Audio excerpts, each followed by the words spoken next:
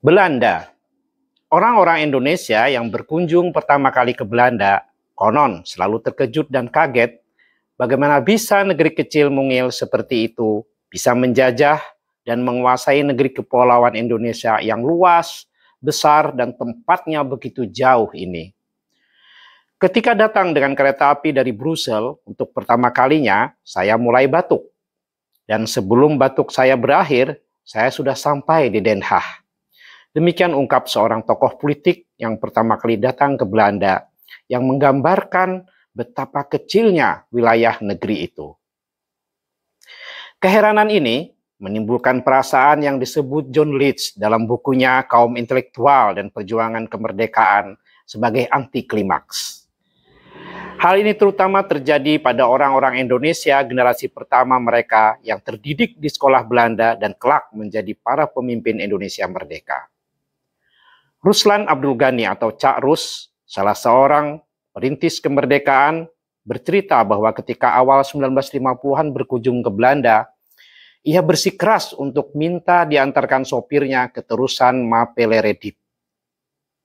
Setibanya di sana, ia melepaskan sepatu dan kaos kaki dari salah satu kakinya dan menendang-nendang air sambil menjelaskan kepada supirnya bahwa terusan ini pernah menyebabkannya kehilangan angka 10 dalam satu ujian.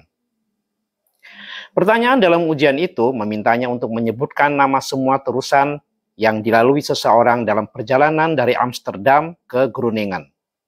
Ia tidak menyebutkan nama terusan yang satu ini, dan karena itu ia merasa perlu membuat perhitungan dengannya. Di satu sisi ada suatu perasaan heran dan kecilnya negeri Belanda dan betapa dekatnya jarak antara tempat-tempat yang harus mereka hafal sebelumnya bertahun-tahun di sekolah. Di sisi yang lain, ada juga perasaan tertipu, kalah, dan mungkin sedikit agak mendendam. Perasaan mendendam semacam ini rupanya terus meninggalkan jejaknya hingga beberapa generasi.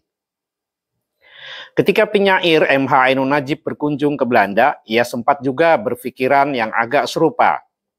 Tulisnya dalam sebuah esai, kalau naik bus, kereta bawah tanah yang menakjubkan, melihat sekeliling, selalu terpancing pertanyaan, berapakah saham tanah air dan rakyat kita untuk pembangunan servis teknologis yang begini mewah? Bangsa yang dulu mencundangi bangsa kita. Karena itu, dengan agak nakal, MH pernah berpikiran untuk tidak membayar saja ketika bolak-balik tiap hari naik kereta. Karena itu pasti belum cukup untuk melunasi kekayaan Nusantara yang diangkut ke Belanda tempo dulu, pikirnya. Belanda telah lama angkat kaki dari negeri ini. Namun, ada yang berpikiran bahwa kolonial boleh angkat kaki dari sebuah wilayah, tetapi dampak kultural dan sosial kolonialisme tidak begitu saja bisa disingkirkan. Ia telah membentuk cara berpikir dan cara pandang, sebuah mentalitas yang kadang terefleksikan bahkan telah terlembaga dalam berbagai sistem sosial dan sistem budaya. Barangkali disinilah relevansi kajian tentang pasca kolonialisme, sebuah disiplin yang hendak membongkar pengaruh kolonialisme terhadap kebudayaan dan masyarakat. Apa saja pengaruh ini? Tentu ada banyak jawaban. Namun saya kira yang paling mencolok mungkin adalah soal nasionalisme. Hingga sekarang, nasionalisme yang terus kita kembangkan masih merupakan sejenis reaksi terhadap kolonialisme, nasionalisme anti-kolonial, nasionalisme perang.